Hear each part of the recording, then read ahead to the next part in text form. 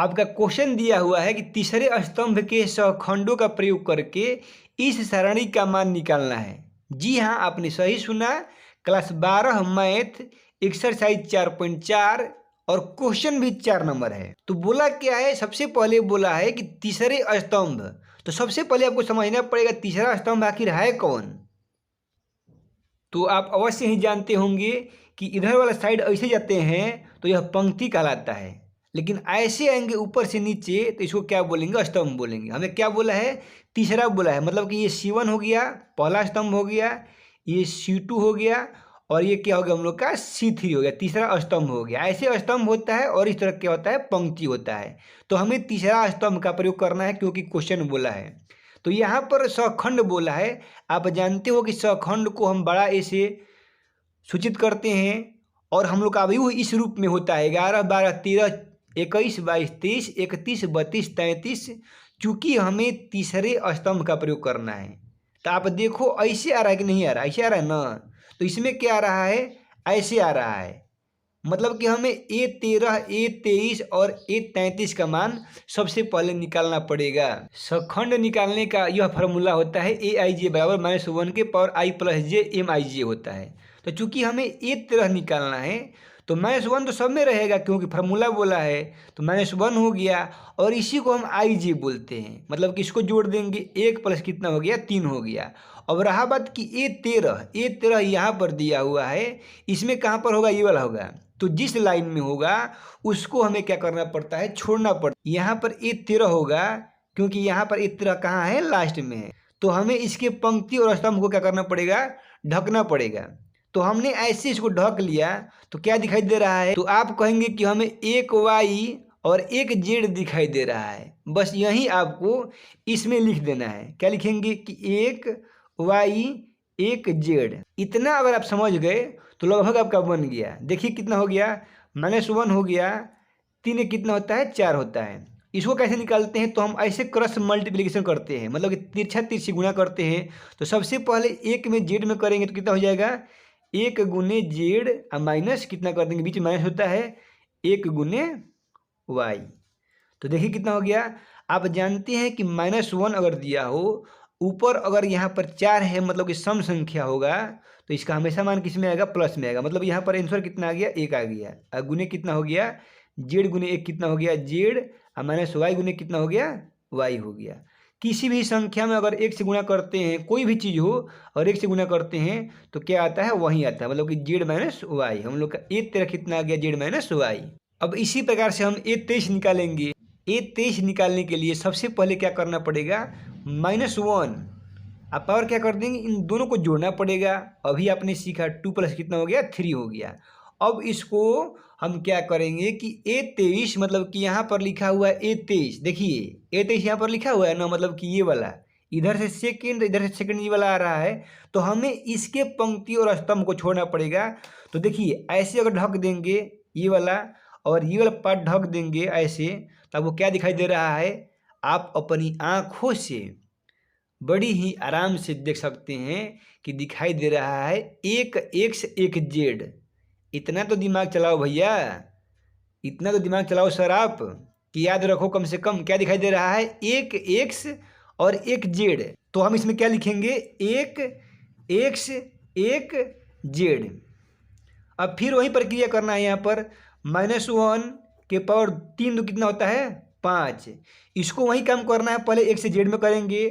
तो आप तो इतना समझदार अवश्य होंगे, हमें लग रहा है। 1 गुने जेड कितना होता है, जेड होता है बीच में माइनस, और 1 में किसी भी संख्या से करेंगे तो वहीं आएगा, मतलब कि 1 से आ जाएगा। अभी आपको मैंने क्या बताया कि जब यहाँ पर सम संख्या हो तो वह प्लस में आता है, और यह विषम संख्या मतलब कि 2 का पहाड़ा नहीं है तो इसका किस में आएगा, माइनस में आएगा। तो -1 हो गया, अगुने जेड माइनस एक्स। जब भी किसी संख्या को हम ऋणात्मक संख्या मतलब माइनस से गुणा करेंगे तो वह संख्या उल्टा हो जाएगी, मतलब कि बदल जाएगी। यहाँ पर माइनस दिया है तो क्या हो जाएगा, प्लस, और यह प्लस में है तो किस में हो जाएगा, माइनस में। हमें आशा ही नहीं पूर्ण विश्वास है कि आप इसको समझ गए होंगे। अब हमें A33 निकालना है। तो A33 निकालने के लिए सबसे पहले -1 तो करना पड़ेगा। अब फिर इन दोनों को जोड़ेंगे तो कितना हो गया, 3 + 3 हो गया। अब फिर देंगे तो हम चलेंगे देखेंगे आखिर आ क्या रहा है, A33 कहाँ है। तो आप देख सकते हैं कि A33 सबसे लास्ट में है, नीचे से पहले नंबर पर है। तो यहाँ से नीचे से पहले नंबर पर क्या है, XY है, मतलब कि हमें इसको छोड़ना पड़ेगा। जिसका निकालना है उसे छोड़ना पड़ेगा। छोड़ने का मतलब ये हुआ कि आप इसके पंक्ति और स्तंभ को ढक लें। तो हमने ऐसे ढक लिया, और कैसे ढकेंगे, अब आप यहाँ से इसको, ये नहीं कि आपको ये नहीं ढकना है, जहाँ से यह शुरू हुआ है वहीं से आपको शुरू करना है। इधर से हम इधर आ गए और इधर से हम इधर आ गए। ढकने के बाद आपको क्या दिखाई दे रहा है, तो आप कह सकते हैं कि 1x और 1y दिखाई दे रहा है। क्या दिखाई दे रहा है, 1x 1y। आप दिमाग में कैद रखो कि 1x 1y दिखाई दे रहा है। तो हम लिख देंगे 1x 1y। अभी आप पढ़े हैं, बहुत ही समझदार दिखाई दे रहे हैं। -1 3 3 कितना होता है, 6 होता है।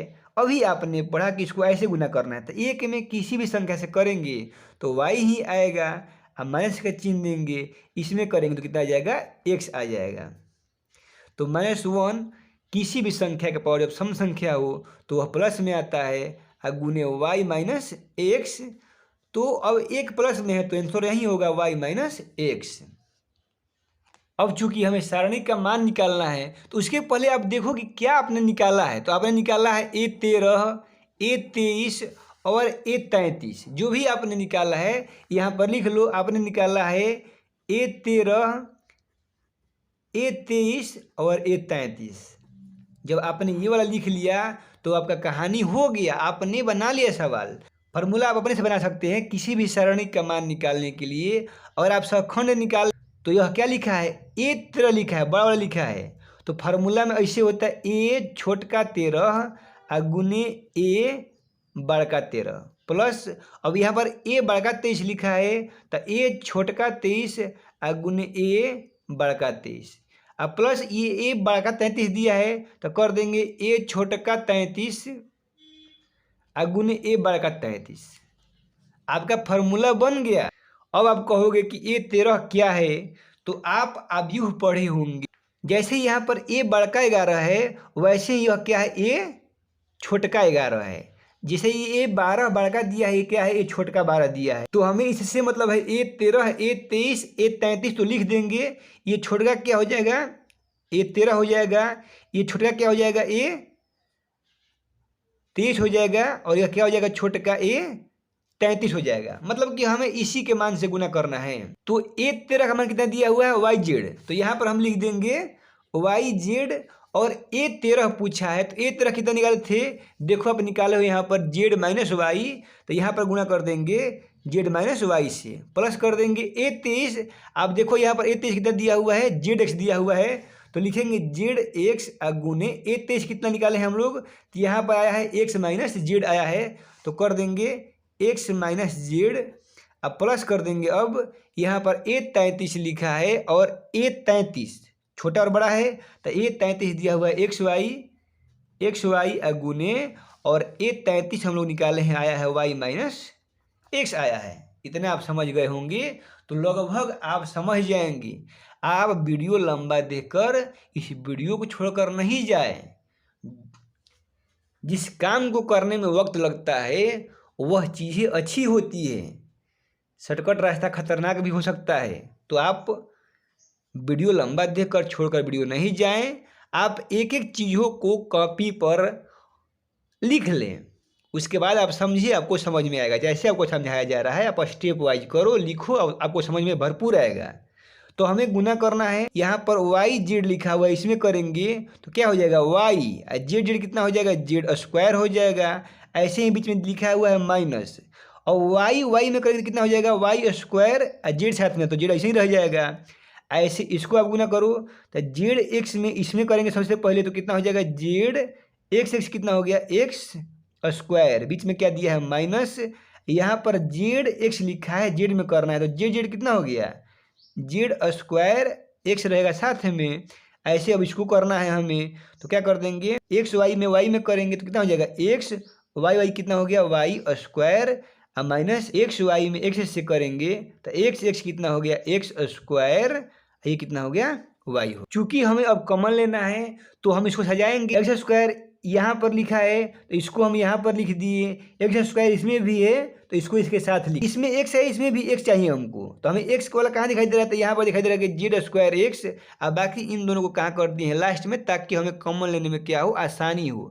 इसमें एक्स स्क्वायर है तो कॉमन लीजिए, एक्स स्क्वायर कॉमन लेंगे तो बचेगा क्या, कॉमन का तरीका है कि आप उसको ढक लो, हाँ एक्स स्क्वायर ढक लिए तो बचा क्या, तो जेड माइनस वाई बचा। आप देख रहे हैं कि जेड माइनस वाई दिखाई दे रहा है, तो जेड माइनस वाई इस प्रकार, इसमें हम कॉमन क्या लेंगे, इसमें एक्स कॉमन लेंगे तो प्लस एक्स कॉमन लेंगे तो यहाँ पर बचेगा वाई स्क्वायर अब माइनस जेड स्क्वायर, और यहाँ पर हम कॉमन क्या लेंगे, तो यहाँ पर हमें वाई जेड कॉमन ले सकते हैं, तो वाई जेड कॉमन लेंगे क्योंकि दोनों में वाई जेड दिया है, तो यहाँ पर बचेगा जेड और यहाँ पर क्या बचे, केवल वाई बचे। इस भाग को हम ऐसे ही छोड़ देंगे, x square z minus y plus x, ये आप फार्मूला पढ़े होंगे a square minus b square, ऐसे पढ़े ना कि a plus b a minus b, तो ए प्लस बी यहाँ पर हो गया, ए माइनस बी यहाँ पर हो गया, अब plus y z z minus y, तो आप अब देख रहे हैं कि जेड माइनस वाई यहाँ पर भी है, यहाँ पर वाई माइनस जेड दिया है, तो हम इसे जेड माइनस वाई बना देंगे तो यहाँ पर क्या आ जाएगा, माइनस आ जाएगा। तो कॉमन लीजिए, जेड माइनस वाई कॉमन ले लेंगे, इसमें से ले लिए हम कॉमन, तो यहाँ पर क्या बचेगा, यहाँ पर बचेगा एक्स स्क्वायर, यहाँ पर चूंकि वाई माइनस जेड लिखा है, हमें जेड माइनस वाई चाहिए तो माइनस कॉमन लेंगे तो क्या बचेगा, माइनस एक्स, और ये क्या बचेगा, वाई प्लस जेड, क्योंकि हम कॉमन को इसका लिए हैं, अब प्लस यहाँ से निकाल दिए तो क्या बचेगा, वाई जेड बचेगा। तो ये हो गया जेड माइनस वाई, ये क्या हो गया, एक्स स्क्वायर गुना कीजिए minus x Y minus x Z और प्लस वाई जेड, यहाँ से जेड माइनस वाई हो गया, यहाँ से एक्स माइनस जेड हो गया। आप जानते हैं कि इन दोनों में से एक हम यहाँ पर लिखते हैं, तो ये हो गया एक्स माइनस वाई। चूँकि ये भी आपका आंसर सही है बट आपकी किताब में और नहीं दिया हुआ है, तो आप और इसमें से माइनस कॉमन लेते हैं तो वाई कहाँ आ जाएगा, शुरू में आ जाता है, क्योंकि आप जानते हैं कि उल्टा हो जाता है, और जेड कहाँ चल जाएगा, अंत में। इसमें से भी कॉमन ले लो माइनस, जेड कहाँ आ जाएगा, शुरू में एक्स चल जाएगा, अंत माइनस में हो जाएगा, ये दोनों क्या हो गया, माइनस माइनस प्लस, तो ये आपका क्या हो गया, आंसर जो किताब में दिया हुआ है। अगर वीडियो अच्छा लगा हो तो इस वीडियो को अपने दोस्तों के पास भी शेयर करें। Thank you. जय हिंद दोस्तों।